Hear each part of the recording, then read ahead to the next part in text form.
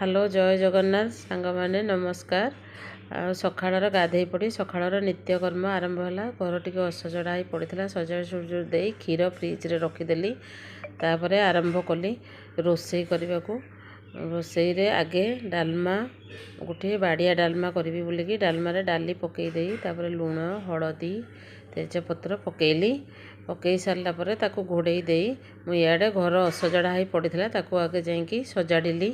सजाड़ा भितर बो आसला पेपर टी पढ़ला ताकू टी पेपर देली। देलापर मुझे टमाटर काटिदेली। टमाटर कोड़ी खटा आज करी बोलिकी मनस्थ कली। कोड़ी ताकू टी धोई धाई छड़े तापर डाली टी फेण बाहर करदेली आगे ना भल लगे डाली। परिबा पकई दे सब प्रकार परिबा बोईतालु आलू जन्नी अमृतभंडा टी पकई देकी तापर मु घोड़े घाड़े देली। पछरे बैगण टी पकईदेली। बैगण पकईकी डालमा कली। कलापर टी फुटी गलापर डालमा तापर ताकू फुटई देली। तेल लंका जीरा पकई ताकू टी फुटण करदेली। नड़िया टिके फुटई सारा पर नड़िया टे पकईदेले तार बास्नाटा भल हम। धनिया पत्र पकई डालमा होगला रेडी।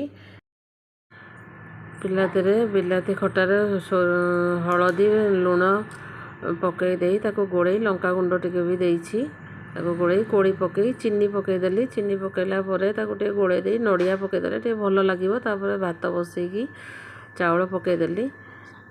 शाग भाजिया प्रस्तुत तेल देली जीरा टिके कंचा लंका टिके दे शाग पकई दे लुण टिके दे शाग को भाजीदेली। शाग लुण टिके पकई दे तापर शाग प्रस्तुत हो गला आमर शाग भजा। तापर थाली बाड़ी देलु भात। बो को जोर भोक होता तापर भात डाली आउ शाग भजा खटा सब प्रस्तुत करके बो को खाया को देदेली। बो को लेकिन खाया को देली सी बो खाइला। सरस्वती पूजा था तो सब साधा रोसई करते आज एति।